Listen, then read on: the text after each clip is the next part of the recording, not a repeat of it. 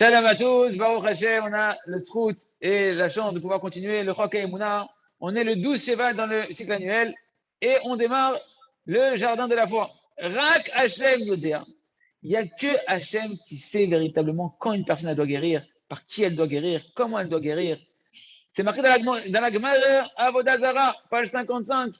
Qu'est-ce qu'il est marqué là-bas? Les souffrances qu'un homme, Hashem, il envoie à un homme.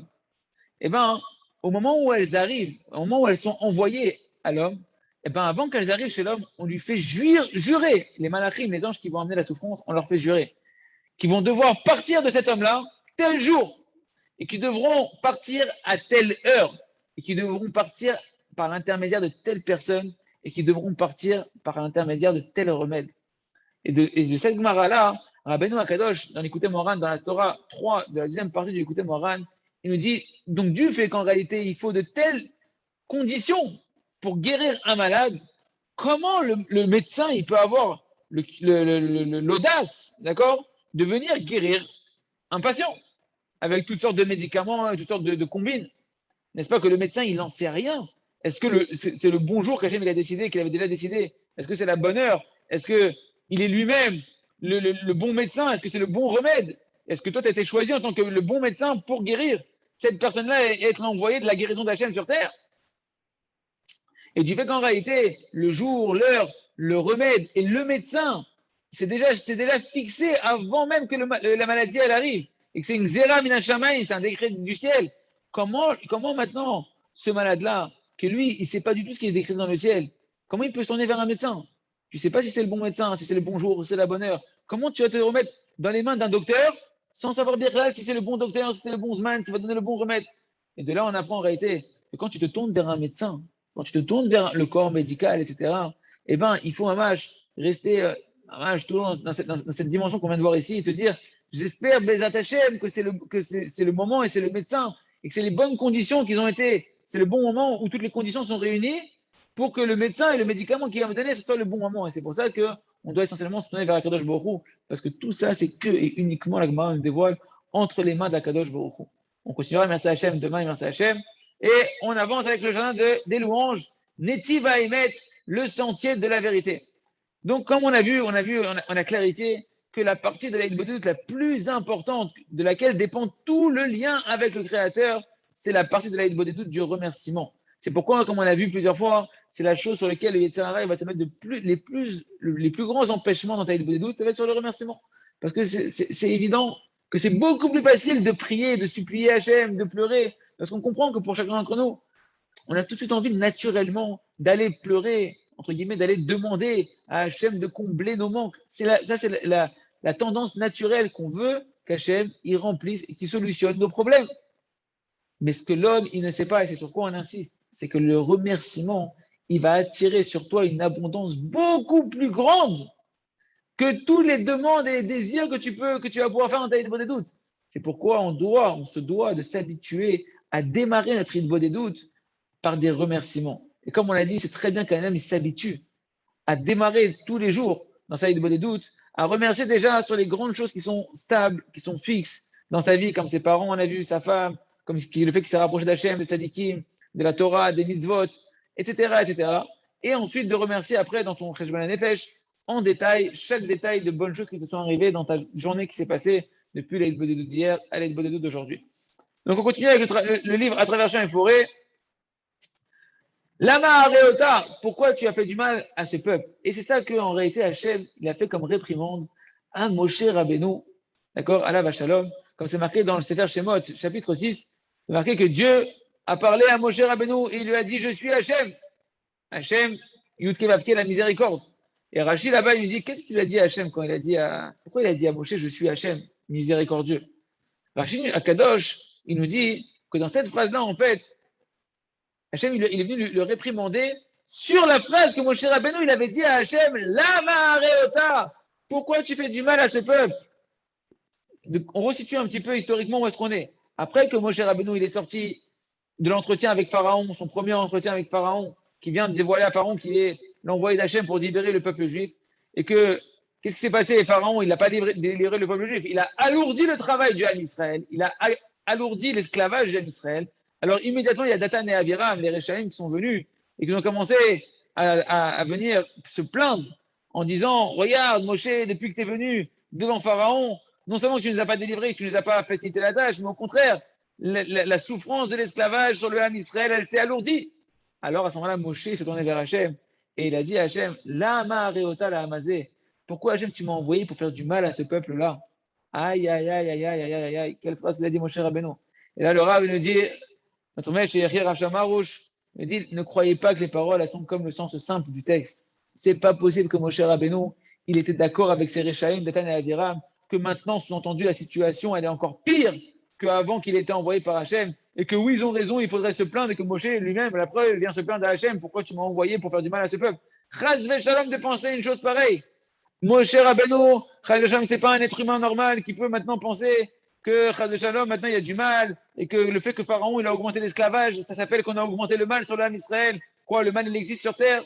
Moshe Rabbeinu c'est Vadaï, qu'il avait une foi totale, que tout est pour le bien, et qu'il savait très clairement que le fait que l'esclavage se renforce sur l'âme Israël, que les souffrances de l'esclavage elles s'augmentent sur l'âme Israël, Vadaï, c'est très très bien, et c'est un bien parfait.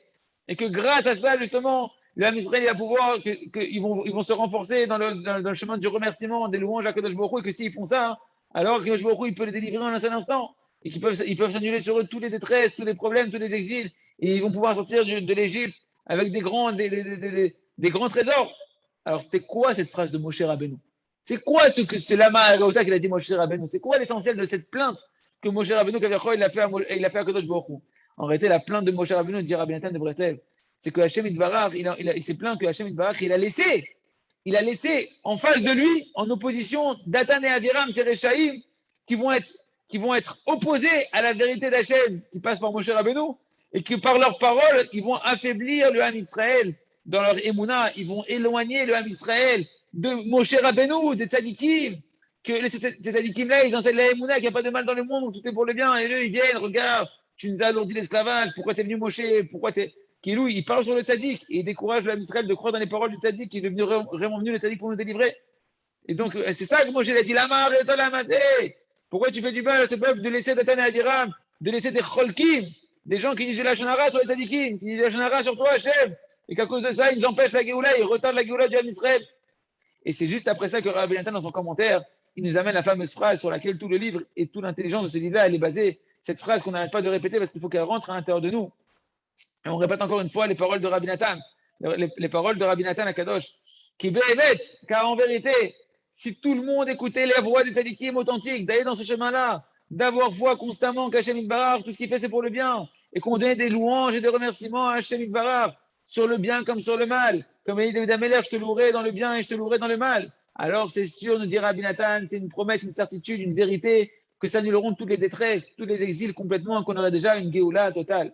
Et Rav dit, regardez et contemplez jusqu'où les choses elles arrivent. Rabbi Nathan, il nous promet que par la Emouna, que tout est pour le bien, par le remerciement surtout, sur le bien comme sur le mal, tous les problèmes, tous les exils, ils vont s'annuler d'eux-mêmes et on aura la Géoula Shlema.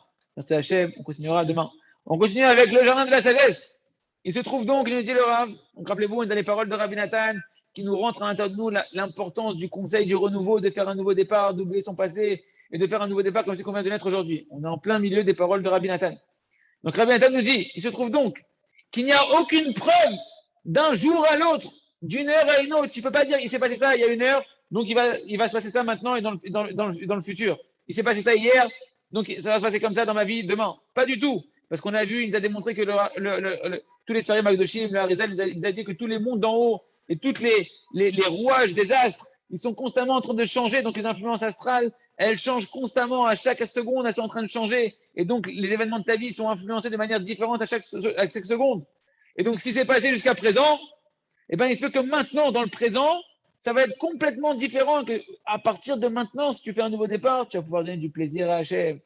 Là où tu es, dans la situation dans laquelle tu es, parce que les mondes d'en haut, ils changent à chaque instant et les influences d'en haut, elles changent à chaque instant. Les aides divines que tu reçois, elles changent à chaque instant. Et tout ça pour toi. Parce que comme c'est marqué dans Masechet Sanhedrin, page 37, chaque être humain, il doit se dire, tout le monde entier, il a été créé que pour moi. Pour moi, le monde, il a été créé. Tout ce qui se passe dans le monde, c'est que pour moi. Et quoi pour moi? pour me rapprocher d'Hachem constamment. C'est pourquoi chacun il doit avoir une foi à chaque instant de sa vie, à chaque respiration, que tu as la force et la possibilité de tout changer, de faire un nouveau départ. Et tu ne dois pas du tout, dire Rabbi Nathan, tu ne dois pas du tout regarder le jour qui est passé, tous les jours qui sont passés et l'heure qui est passée. Et au contraire, de te renforcer maintenant, de te rapprocher de nouveau d'Hachem Itbarar, de toutes les forces dont tu es capable, que ce soit en étudiant la Torah, que ce soit en priant, que ce soit en faisant une mitzvah. Et si tu n'arrives pas à faire tout ça, ni Torah, ni Tfilah, ni mitzvah, eh ben, dans cet instant-là, tu es bloqué. Au moins, désir. Tu peux rien faire, désir. Exprime ta volonté à Hachem Itbarar. Parce que Rabbeinu Akadosh nous a dévoilé que la volonté et les désirs ardents dans la Kedusha, ce sont des choses très précieuses auprès du Créateur, auprès d'Hachem Itbarar. C'est marqué dans les Sfarim Akdoshim de Rabbeinu et dans tous les autres Sfarim, dans plusieurs endroits. Jusque-là, c'était les paroles douces et mielleuses et réconfortantes, extraordinaires de notre maître, Rabbi Nathan, que son mérite nous protège. Donc là, on continue, c'est le Rav Arush qui continue maintenant. Et de là, on apprend de ce qu'a dit Rabbi Nathan. C'est un grand principe qu'un homme, il doit toujours faire un nouveau départ. On voit qu'en réalité, Rabbeinu Akadosh, il n'a pas arrêté, en fait, de mettre en garde ses élèves là-dessus, de nous mettre en garde. Et c'est un langage très particulier de Rabbi Nathan qui nous montre des klal gadol, qui nous montre, c'est un grand principe, mashma. On apprendait là que Rabbeinu, il avait l'habitude de constamment mettre en garde et répéter à ses élèves, faites un nouveau départ, faites un nouveau départ. Et comme c'est marqué dans les récits de la vie de Rabbeinu Akadosh, de Rabbi Nachman de Breslev, il a témoigné sur lui-même, comme on l'a déjà dit, qu'il a mérité tout ce qu'il a mérité, Rabbeinu, parce qu'il faisait constamment un nouveau départ, parce qu'il ne tombait jamais au niveau de la force de son esprit. Peu importe ce qui se passait, il ne s'affaiblissait pas dans son esprit. Peu importe ce qui se passait, ses volontés, elles restaient fermes, elles restaient constantes. Et même si un jour, même s'il fallait en un seul jour qu'il fasse plusieurs nouveaux départs, et ben il faisait plusieurs nouveaux départs. Le Rav, il dit, essayez d'imaginer un petit peu à quoi ça ressemble. Un homme, il décide maintenant, ça y est, je commence maintenant, par exemple, à préserver mes yeux. À partir d'aujourd'hui, je ne vois plus aucune femme hormis ma femme et mes filles. Je ne veux plus voir aucune femme hormis ma mère, ma grand-mère, ma femme et mes filles. Je ne veux plus voir aucune femme. Aujourd'hui, je veux étudier la Torah, Be'at Mada, avec régularité, étudier la Torah, toutes les heures, chaque instant, faire aucun but de Torah. Et après un quart d'heure, il s'écroule. Il trébuche. Et de nouveau, il se relève, il dit, je fais un nouveau départ. C'est comme si c'est la première fois que je décide sur moi, je préserve mes yeux. Je dis, attends, le Yetzara, il va devenir fou. Il dit, mais le Yetzara, il vient, il te dit, bah, regarde, t'es tombé. Ça fait 15 minutes, t'as pris il y a 15 minutes de réussir. 15 minutes après, t'es tombé, t'as trébuché, t'as raté. Toi, tu viens, tu lui dis, ma pitom, qu'est-ce que tu racontes? Je viens de commencer maintenant. Il n'y a pas il y a 15 minutes, il n'y avait rien. J'étais pas né il y a 15 minutes.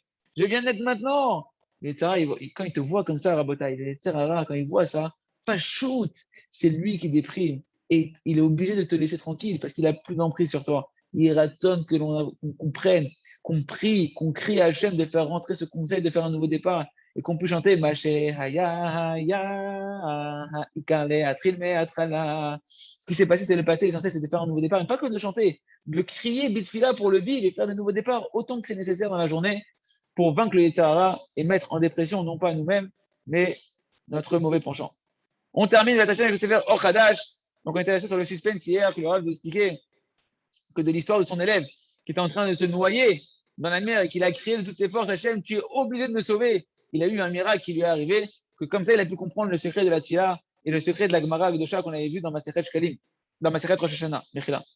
Oui, tout à l'heure aussi, je dis Shkalim, c'était Rosh Hashanah. Tila Shlema, une prière parfaite. Qu'est-ce qu'une prière parfaite? Qu'est-ce qu'une prière totale? Rappelez-vous l'histoire de ce juif-là.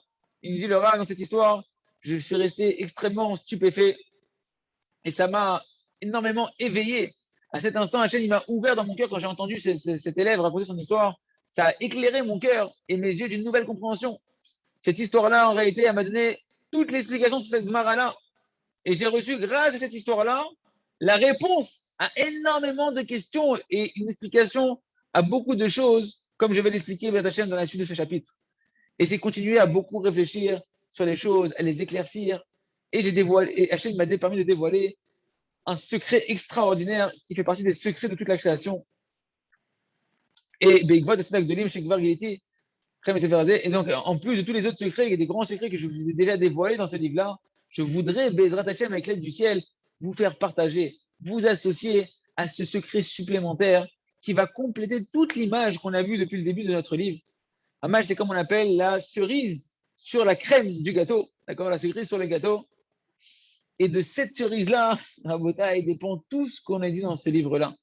Donc écoutez et faites revivre votre âme Be'ezrat Hashem. Sache, le Rav me dit, il y a une prière et il y a une prière. Il y a une concentration dans la prière et il y a une concentration dans la prière. Pour que la prière, elle agisse parfaitement, il faut deux points essentiels et centraux de la prière. D'une part, il faut la perfection de la Emouna, une foi parfaite. Et d'une deuxième part, il faut une perfection dans la volonté. Dans les cas de la Gemara que l'on a vu, qui ont été décrits plus haut, et dans le cas de cet élève-là qui est en train, qui m'a de se noyer et de mourir dans la mer, c'est évident que là-bas, on voit apparaître la perfection de la volonté. Parce que c'est des cas où tout le monde allait mourir, ils savaient qu'ils allaient mourir. Donc ils avaient une volonté de vivre très forte. Mais pour que la tfila soit une tfila parfaite, c'est pas suffisant. Il faut aussi une perfection dans la émouna de la prière. C'est quoi la émouna? La perfection de la émouna? Que Hachem, il veut te sauver, il veut te guérir, qu'Hachem, il veut ta délivrance. Sans cette foi totale, qu'Hachem, il veut te délivrer, qu'il veut te faire vivre, alors ta tfila et ta volonté, elles restent encore très faibles. La perfection de la volonté, elle amène l'homme au cri du cœur. Mais pour que ce cri, il soit parfait, il faut qu'il y ait une foi totale dans ce cri-là. Comme on a expliqué déjà dans plein d'endroits, dans différents farim du Rav, que la tfila, ce que dit Rabbeinu Akadosh de Breslev dans le Kutei Moharan, à plusieurs endroits, que la tfila, elle est reçue, elle est acceptée et elle va agir en fonction de la foi que tu as dans Hachem quand tu es en train de prier à Hachem. Comme Rabbeinu dit partout dans les Kutei Moharan, notamment dans la Torah tête, Emouna, Itfila, la Emouna, c'est la prière. C'est entendu que ta prière, la puissance dépend de la foi que tu as en Hachem. Et plus ta Emouna, elle va être forte et elle va être parfaite, plus ta prière, elle va avoir de l'impact et elle va agir. De là, on peut déduire que la prière parfaite, c'est une conséquence de la Emouna parfaite. Et si c'est ainsi, une Emouna shlema, et de la même manière, quand la Emouna, elle est shlema, automatiquement, quand ta foi, elle va être parfaite, automatiquement, ta tfila, elle va être d'autant plus forte, d'autant plus décisive, incisive, et elle aura d'autant plus de concentration et de force de frappe, si on peut dire ainsi. C'est quoi l'explication d'avoir une Emouna shlema? Ratson, la perfection de la volonté, on l'a comprise plus ou moins. Maintenant, c'est quoi la perfection de la Emouna Shlema, d'avoir une foi totale? C'est dans les fondements de la foi. Devant les fondements de la foi, on est tous ex aequo, on est tous au même piédestal. Chacun d'entre nous, c'est évident pour lui, pour celui qui a la Emouna, qu'il n'y a rien hormis Hachem, qu'il n'y a que Hachem qui peut te sauver, qu'il n'y a pas d'autre adresse vers qui envoyer tes requêtes si ce n'est vers Hachem, et que le seul conseil et le seul effort véritable que tu dois fournir, c'est de te tourner en prière et de crier vers Hachem. Mais il manque encore dedans, dans cette émouna-là, la perfection de la émouna. C'est quoi cet état de perfection de la foi? C'est que toi, tu dois savoir, écoutez bien, je vous l'ai mis en rouge, il faut se le répéter, il faut le crier dans cette filote. Tu dois avoir la émouna, que Hachem, il t'aime, et que Hachem, il veut te sauver. Et peu importe si tu es digne ou tu n'es pas digne par cette action qu'Hachem, il te sauve. Tu dois avoir la foi dans la miséricorde infinie et inconditionnelle d'Hachem. Que son amour à Hachem pour toi, il est qui t'aime comme tu es maintenant. Peu importe ce que tu as fait, tu dois avoir foi. Tu dois avoir foi dans la volonté d'Hachem Itbarao de te délivrer. Avoir foi qu'Hachem, il veut plus que tout te délivrer.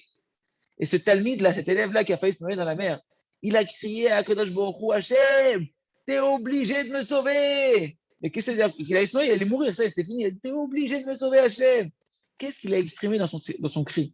Dans son cri, en réalité, il a exprimé sa foi en Hachem, que Hachem, il veut le délivrer, qu'Hachem, il veut le faire vivre, et qu'il veut faire vivre tout homme, Hachem. En réalité, il avait une volonté très, très, très forte. Une volonté très forte parce qu'il il est devant la mort. Il est devant la mort, il est dans un danger de mort. Donc, il a une volonté très forte de vivre. Et cette perfection de sa volonté qu'il a eue à ce moment-là, et ben là-bas, il a senti là-bas la vérité de la émouna, de la foi que Kadosh Baruch Hu, comme on va expliquer en long et en large, que Hachem, il veut que tu vives. Hachem ne veut pas que tu te noies. Hachem ne veut pas que tu meurs. Et grâce à ça, ça a fait la combinaison de ce que la Gemara nous a parlé plus haut, d'une tfila parfaite. C'est ça le pshat, le sens d'une tfila parfaite. Que la Gemara elle a dit que cette tfila-là, c'est sûr qu'elle est acceptée, c'est sûr qu'elle agit, c'est sûr qu'elle déchire tous les décrets dans toutes les situations et qu'elle agit de manière immédiate. Et le Rav dit, j'ai réfléchi, sur ces choses-là. Et j'ai beaucoup prié à Hachem qu'il m'éclaire, qu'il éclaire mes yeux de mon intellect. Et Hachem, il m'a fait mériter de voir que c'est vrai que cet élève-là, qui se trouvait dans cette détresse-là et qui a créé vers Hachem, tu es obligé de me délivrer. C'est vrai que il a créé comme ça, il s'est délivré. Mais d'après la Emouna Shlema, d'après la foi parfaite dont on est en train de parler ici, c'est encore plus que ce qu'il a dit. Il faut aller plus loin que la phrase qu'il a dit. Parce que Hachem, c'est pas qu'il est obligé de te délivrer. C'est qu'Hachem, il veut te délivrer. C'est encore plus fort. Hachem, il veut délivrer chacun de sa situation. Hachem, il veut, et ça, le fait qu'il veut Hachem, c'est beaucoup plus fort qu'il doit.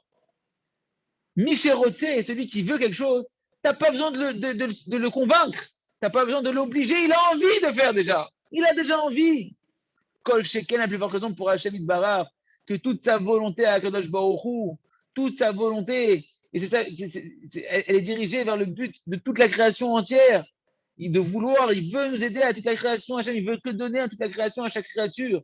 C'est pourquoi de dire que Hachem, il veut te sauver, Hachem, il veut me sauver, c'est plus juste et c'est plus précis que de dire que Hachem, il doit me sauver.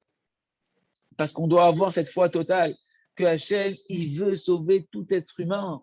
Il veut sauver chacun, même le plus bancal des êtres humains, il veut le sauver à Kadosh Baruch Hu. Et donc, bien qu'on peut comprendre que le langage qu'il a dit, cet homme-là qui allait se noyer, tu es obligé de me sauver, tu dis, ouais, ça a plus de force de réveiller la volonté. Hachem, tu es obligé de me sauver. D'accord. De réveiller dans l'homme cette volonté que, mamash, cette volonté, cette émouna que Hachem, il veut nous sauver. Mais le Rav me dit, mais Kevan, Hachem Rotse, mais vu que Hachem, il veut déjà qu'un homme y vive. Hachem, il veut te délivrer de ton problème, de ta détresse. Et que l'homme, il se trouve maintenant en danger, dans un danger immédiat, d'accord, et qu'il a oublié d'avoir une délivrance, que si Hachem, il ne le sauve pas, maintenant, il va Chad Shalom, mourir. Alors, on peut comprendre qu'il a crié, cette personne-là, Hachem, tu es obligé de me délivrer. Mais en réalité, il aurait dû crier quoi? Il aurait dû crier quoi? Ani Chayav Yeshua, Hachem, je suis obligé d'avoir une délivrance, et toi, tu veux me sauver. Comme ça, il aurait dû dire, si on veut être vraiment précis, Hachem, je suis obligé d'être délivré, là, sinon je vais mourir.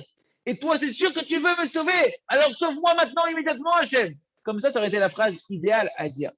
Mais c'était plus facile dans un moment où la personne, elle est en train de se noyer, de crier d'un coup, Hachem, tu es obligé de me sauver. Ouais, on continuera demain de comprendre que Hachem, Badaï, il veut délivrer chacun et qu'ainsi ta tefila, tu dois dans ta tefila crier pour ta délivrance en sachant que Hachem, c'est une certitude qui veut te donner ta délivrance. Et quand tu as la perfection et de la volonté et la perfection de la Emouna, que Hachem il veut te délivrer, à ce moment-là, ta tefila, elle déchire tous les décrets et elle agit immédiatement et elle opère des délivrances immédiates. Il raton chez d'intérioriser les secrets de la tefila et de devenir des maîtres de la prière et de faire naître notre Mashiach, notre délivrance. Chazak, Chazak.